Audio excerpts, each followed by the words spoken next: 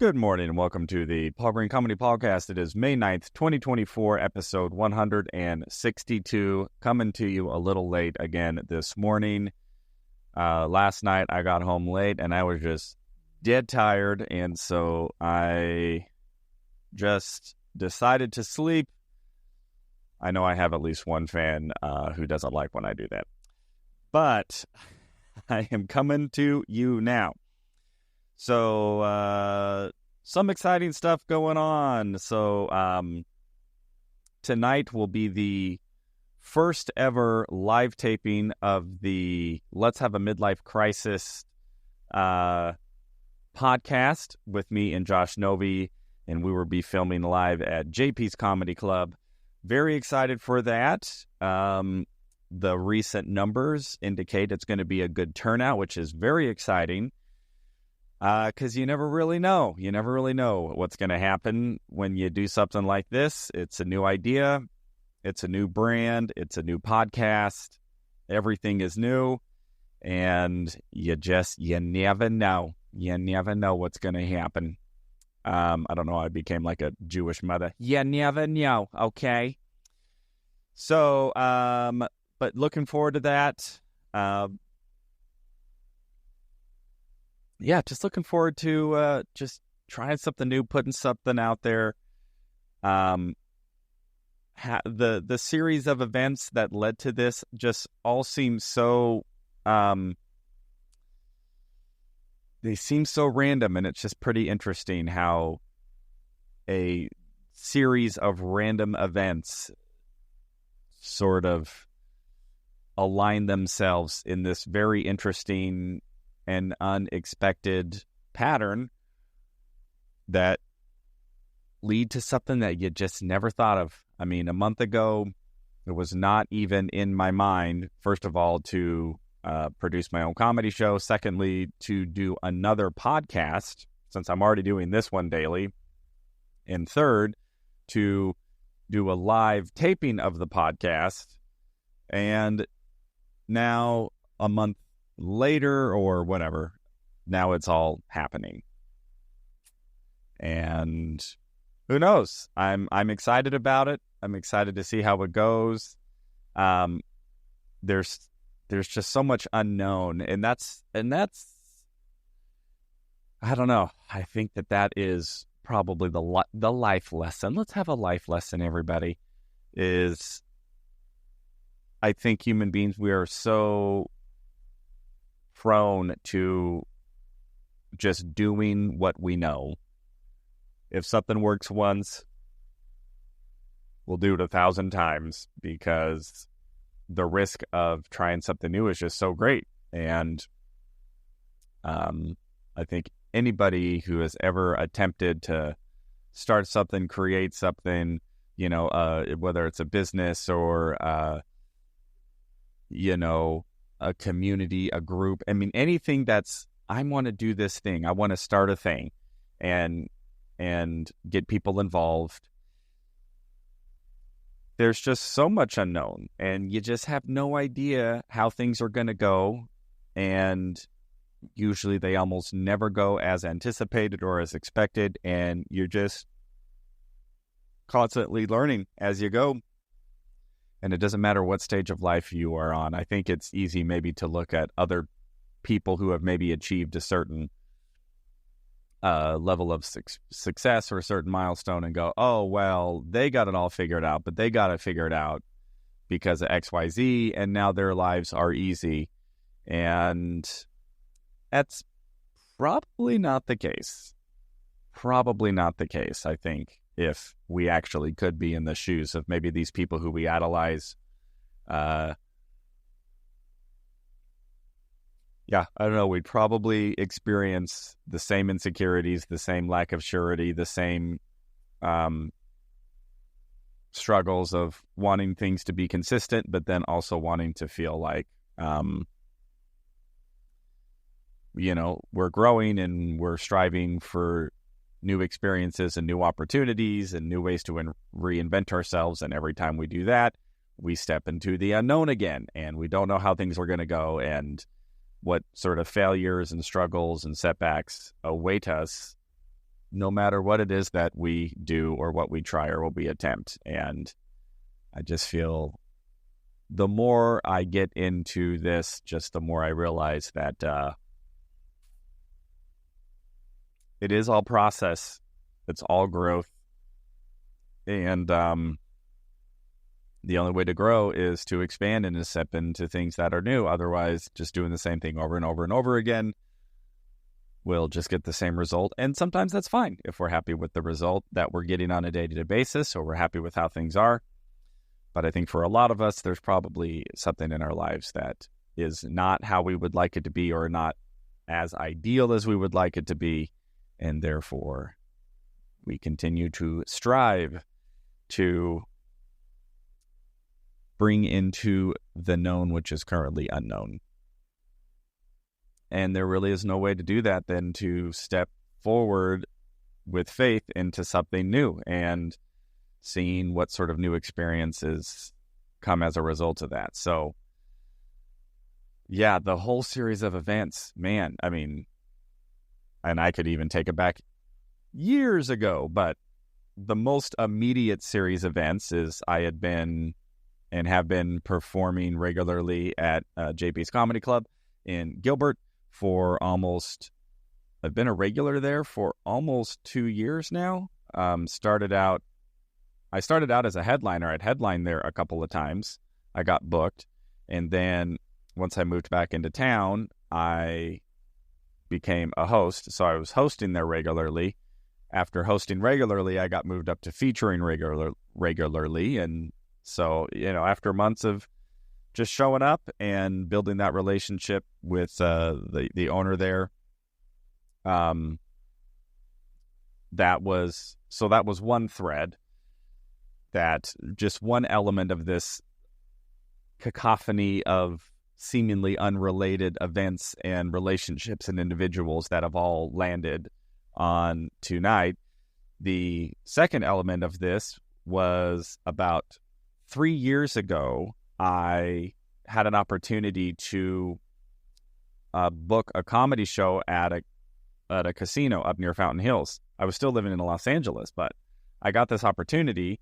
The reason I got that opportunity is because this guy named Mike King, who was a bass player, a professional bass player, I took a jazz combo class from him at Mesa Community College 15 years ago. And so he was my jazz teacher, yet he started to find out that I did comedy and whatever, so he would come to my comedy shows, and we became friends that way. So he was playing in this band at this casino, and they were looking for more entertainment, and he goes, "Oh, comedy, I know this comedian guy." So again, I said I wouldn't go back that far, but I'm going back 10 years now to just to start seeing all of the little data points that seem so just on a scatter plot, but then when you zoom back, you start to see this thread that goes through it all. So I'm in Mike King's jazz class because at 30 years old, I'm like, I want to get better at piano. I'm going to just go sign up for some of the music classes at Mesa Community College. I'm in there with all these 18-year-old kids. I'm almost, 10, 12 years older than them all. And that's where I met Mike King. Mike King gets an opportunity to book a comedy show at a casino. I'm the only comedian he knows personally, so he calls me when I'm living in Los Angeles and says, "Hey, book a casino show for me." And I say, "Great." So then I start reaching out to my Arizona contacts and seeing, I needed clean comedians. So I put out a Facebook post, "Hey, everybody, who are the best clean comedians in Arizona?" So who gets recommended to me? There were two people amongst many who were recommended to me. One of them was Jim Perry. One of them was Josh Novey. And ironically enough, another one is Danielle Williams, who I actually just did a show with last night. So this was all 3 years ago. So I do this show. That's where I met Jim, and that's where I met Josh Novey. Then that gig ends up going away, so I'm back in LA. And then 2 years later, I moved back to Arizona, Now I'm performing at Jim's Comedy Club. And somewhere along there, when I moved back, Josh reached out to me and just said, "Oh, you're back in town. We should grab lunch." I live in Arizona, of course. I said, "Great." So he and I go to lunch, and we just start talking about, what comedians talk about, comedy mostly. And Josh books me on this gig that a couple months later that ended up getting canceled. No big deal. But Josh and I had just sort of stayed in contact over the last couple of years. So I don't remember how Josh and I specifically ended up reconnecting, other than maybe he just reached out and said, "Hey, let's just grab lunch and catch up," or something. And so we do, and we start talking, and then I think, "Oh, Josh would be fun to have on my podcast." So I bring him on my podcast. We have a great conversation. And then he goes, "Oh, I think I want to do a podcast with Paul." So then he reaches out to me and goes, "Hey, we should do a podcast together. I know what it's going to be called. It's going to be called the Let's Have a Midlife Crisis podcast. And I want to co-host it. And this is what I want to do. Let's make it happen." And I was like, okay. Honestly, I wasn't thinking I wanted to do a podcast. As a matter of fact, just going, "Well, I'm already doing a podcast. That seems like a lot to be doing two, because I do this one daily already." But like, well, Josh is a cool guy. He's a funny guy. He's professional. This seems like a good idea. And he's doing most of the grunt work. So all I have to do is show up and talk. I don't have to do any of the technology part, because believe me, there's a lot that even goes into just producing this very simple podcast, where I'm just doing one camera angle. I'm not cutting back and forth. But all of the technology and software and production that goes into me just producing these is a lot. And so he was handling all that. So great. So then he and I start doing our 2-person Let's Have a Midlife Crisis podcast.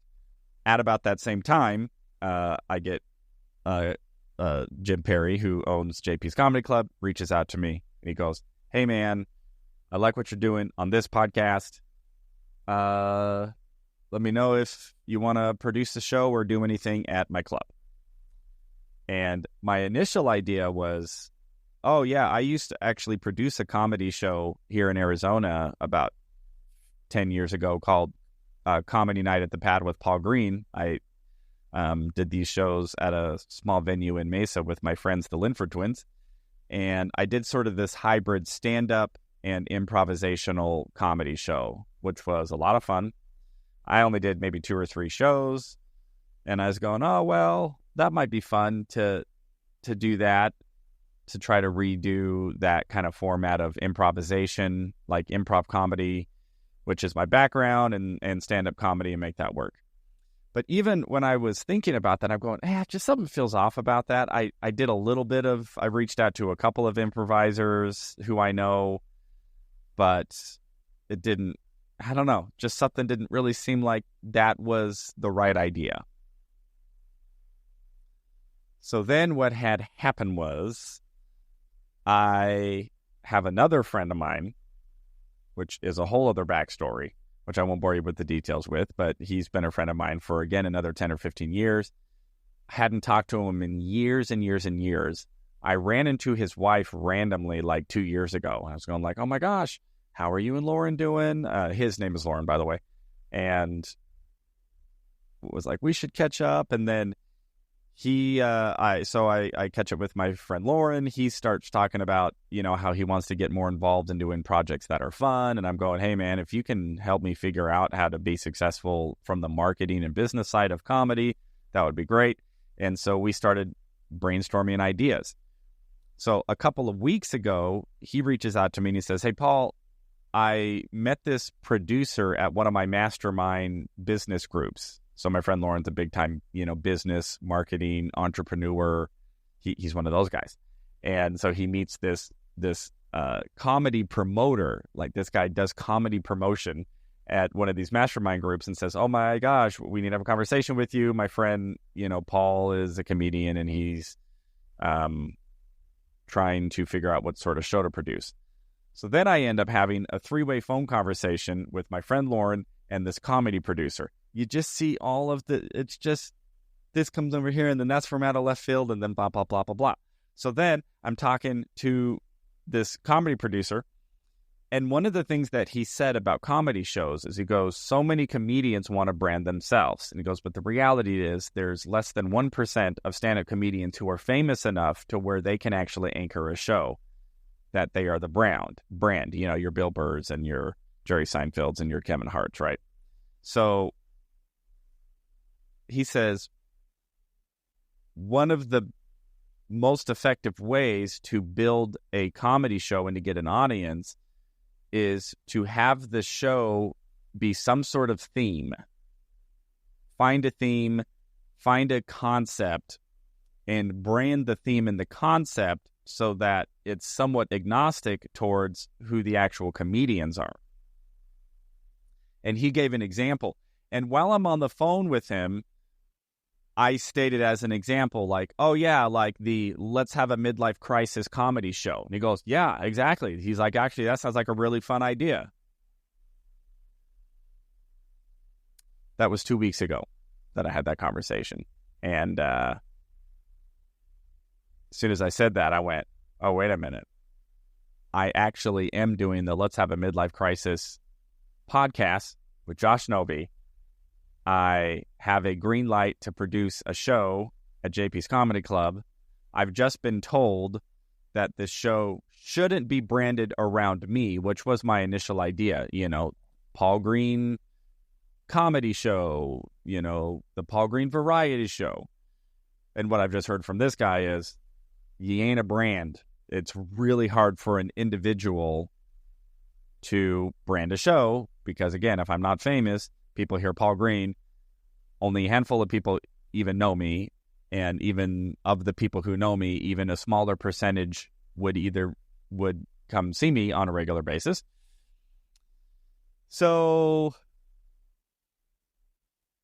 we have that conversation. I have sort of as an example pitch, oh, Let's Have a Midlife Crisis would be an example of a branded type concept comedy show.